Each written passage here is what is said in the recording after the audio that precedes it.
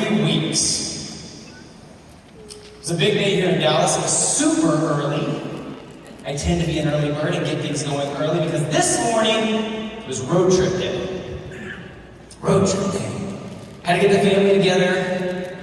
Had to get my son, if you follow me on social media, you know Asher is quite the character. Super early, 4:30 in the morning, trying to get that little dude snug into his car seat in the back.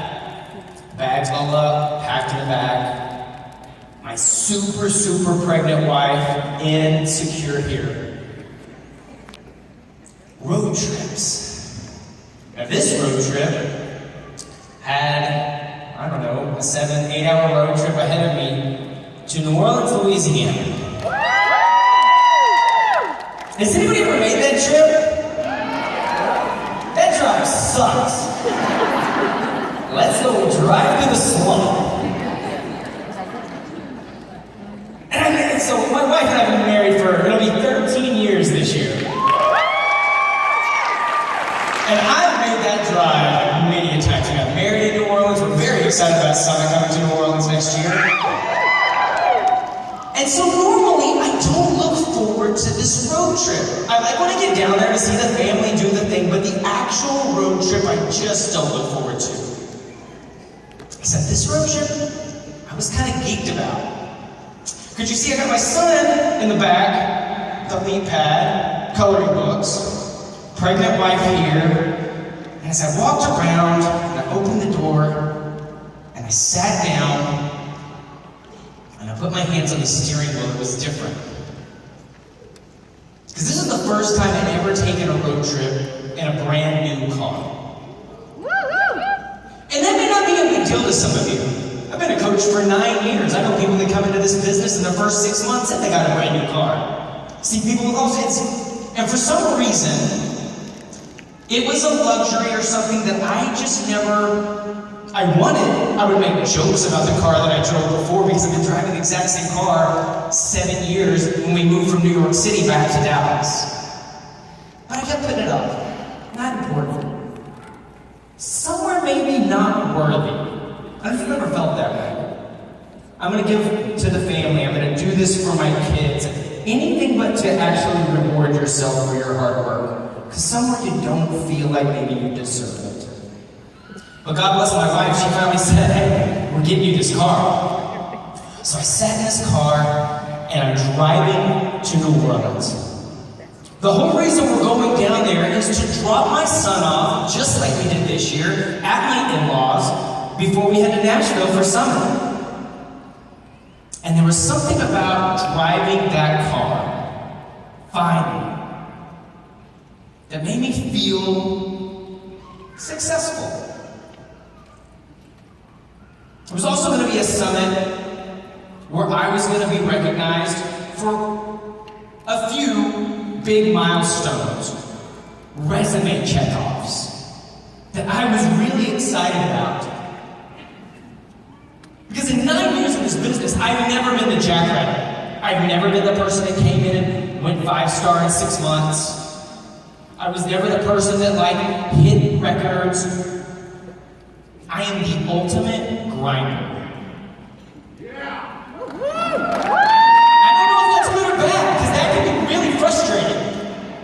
When you're in a business or you're doing something, and literally got in this business 6 months after the network launch. Somebody was asking me earlier, tell me your story.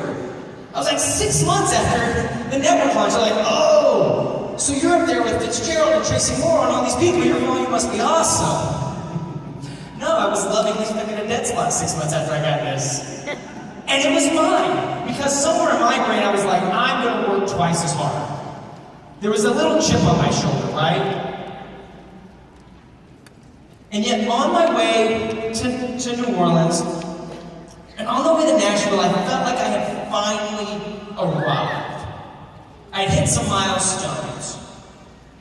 And I was feeling a little bit bulletproof. Like I'd stepped into my own, you can't mess with me now. I got this shit. You're not gonna mess with me.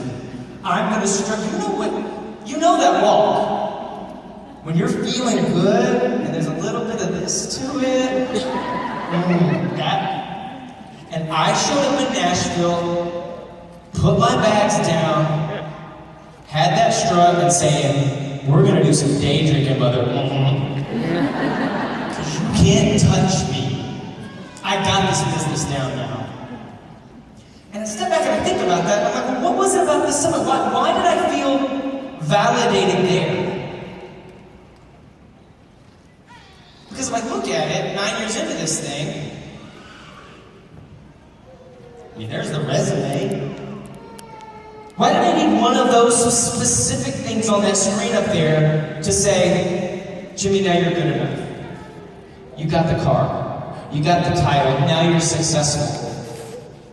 I just told you that I've been married for 13 years, got a healthy son, and now my pregnant wife, we now have a 7-month-old daughter. Like, I brought her home from her job. We don't live in debt. I mean, like, why was this important?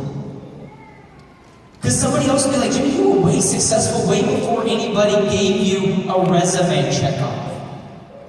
But we do that, don't we? Oh, but I haven't done what this person has done. Or I haven't been here yet. So Nashville wasn't ready for me.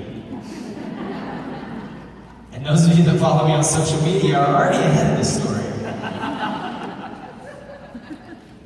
So I grabbed some buddies of mine and peers in this business who I felt I needed to validate. I needed to achieve what they had achieved. We all came in together and they hit all these milestones before I did.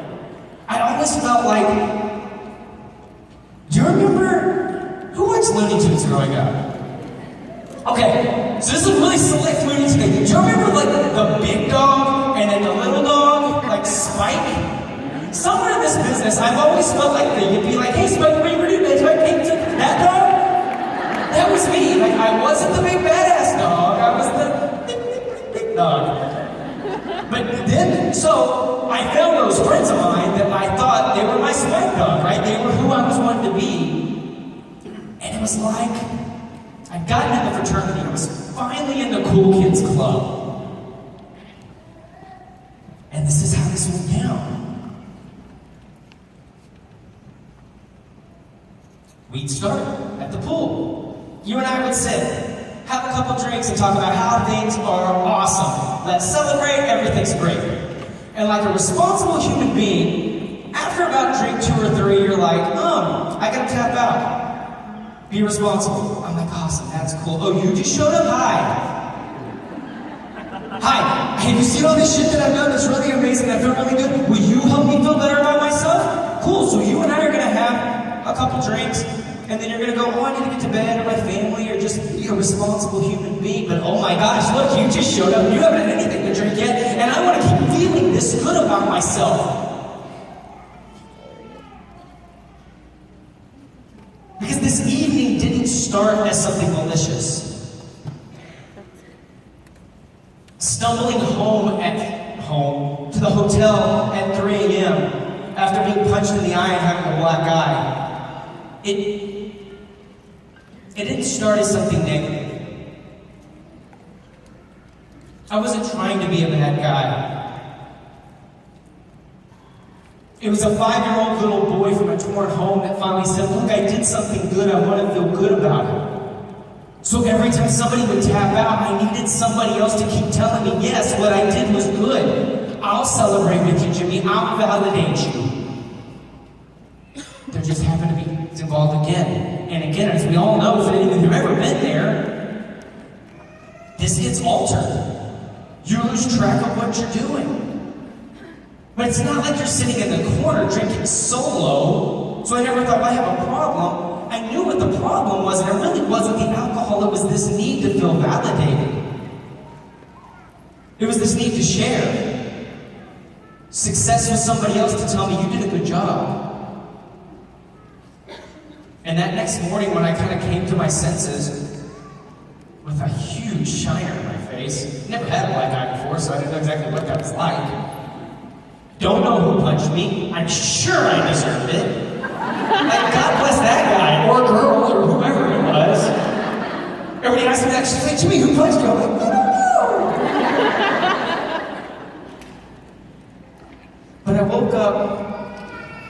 turned over, and my wife had written me a letter of just asking that some things change. My super, super pregnant wife had gone to the room way before then. And I was so ashamed and so embarrassed that I thought, oh, this is easy. Technically, Summit hasn't started yet. Let's go. I technically don't have to speak. I wasn't training last year. I could have just disappeared. And my wife looked at me and said, nope, you have to stay. Jeez, crazy. I said, okay. So if you saw me last year at Summit, I was wearing glasses 90% of the time because anything to take away from this thing was going to help. So once I realized running wasn't an option, I had another choice. Kelly had left, I was sitting in my room, and something in my gut goes, you have to share this. Any baseball fans in the house? Okay, awesome. Follow me here. You remember, like during the Mark McGwire, Barry Bonds, the whole like steroid era of baseball. There were two very different kinds of people that would get caught. There was the person that it was apparent that they are juicing because their head's 3 times as big and they're this giant behemoth of a human being. And they go, oh, I'm not taking nothing. And you're like, bullshit. Then there's the other person that goes, yep, I did it. And X, Y, Z is why. And we forgive those people immediately. And for whatever reason that popped in my head, and you're like, Jimmy, this is where you're supposed to fall on your sword. So laying in bed, I take the picture that so many of you are familiar with now, and a post. Just saying, hey, this happened, I got punched in the face. If I talked to you last night and said something stupid, I apologize, because I don't remember most of the night. And what happened next was crazy. Like that whole Summit, I went from, remember, I showed up to Summit like this, right? Like boom. You ever seen a dog that's been from like an abusive home and how they kind of walk with their tail tucked under just a little bit? That's how I walked around Nashville last year. There, but really ashamed.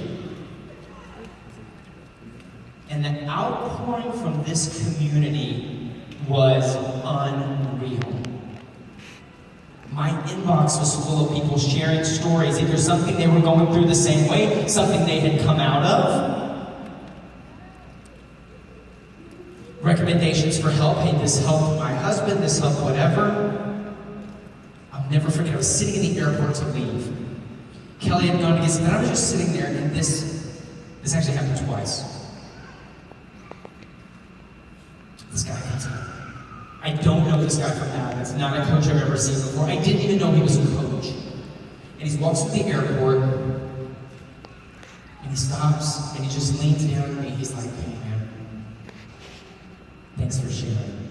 He's like, most nights, I don't remember going to bed at home, and I know exactly what you're going through. I felt this huge responsibility. But then it showed me, as uncomfortable as it was, as much as I wanted to run, as much as I wanted to hide, that was the right thing to do. To stand and just take ownership.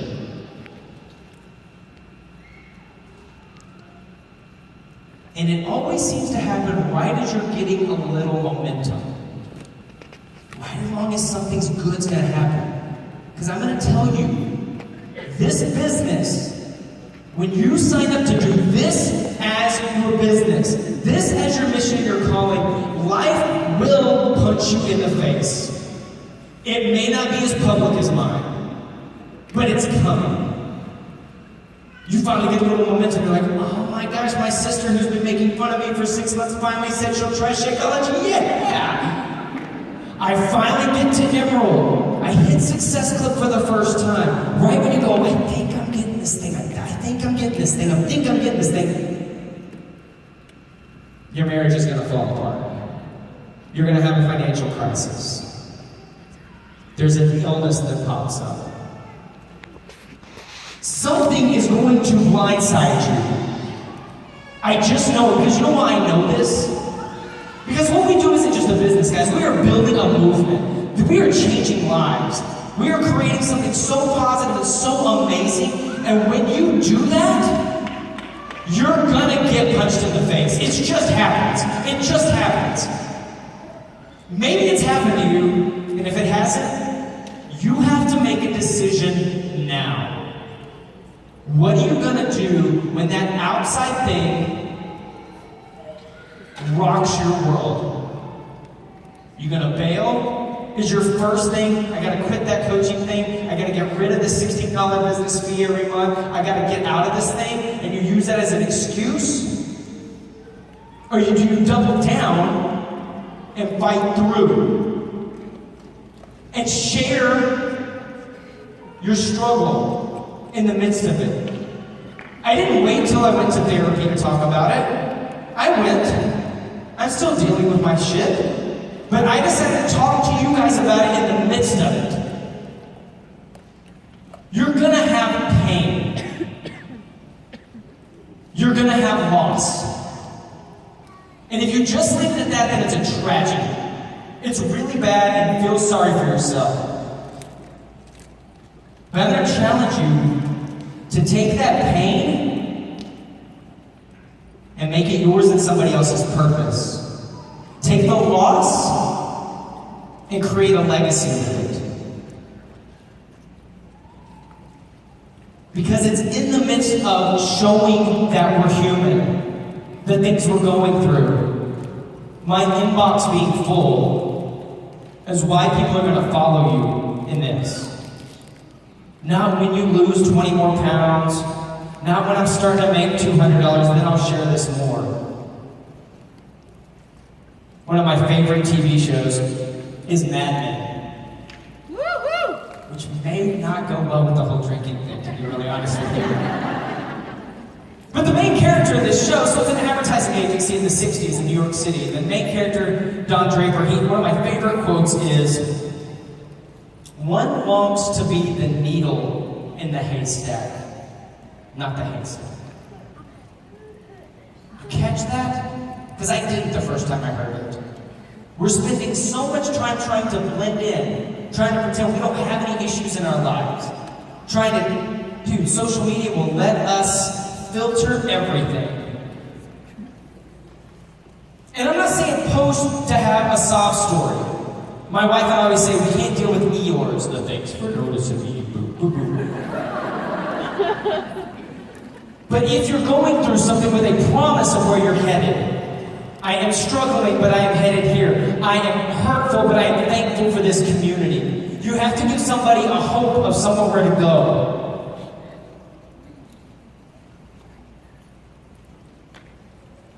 I gave this exact same talk last week at Summit at Tara Carson. I don't know if anybody was there. And I thought, well, this is where I wrap up. This is where I wrap up, and you guys all applaud me and tell me how kick-ass I am, and I go sit by my seat. Because, like, Jimmy, what a great redemption story a year later. He beat this thing. I tell my team that I wake up at 4:40 every day, not only because I work out early and stuff, but my very first battle every day, every morning, is right between my ears. And I don't think they take me seriously. I don't think they understand the war that goes on here every morning of self-worth, of demons, of shit I battle all the time. And that's why I start my morning every morning with some kind of personal development. I tell you this because my battle isn't over. I'm not proud to tell you that I took yesterday off, not because I wanted to prep for this event. I had a gnarly ass hangover yesterday. I'm still working through my shit. But you see these stats up here? If I waited till I fixed me, I don't get to impact my team. If I waited until I took care of all my stuff before reaching out and serving you, you're not changed along with me. Stop waiting till you're fixed before you can share. Right? Start saying, this is me, dude. And you're gonna have some people that judge you, and you may be judging me right now. All I know is I'm supposed to show up and serve every day. Good, bad, and indifferent. I'm working on it, I'm trying to be a better person. But if I can take you along with me and we both get to change our lives, that's better than me doing it by myself.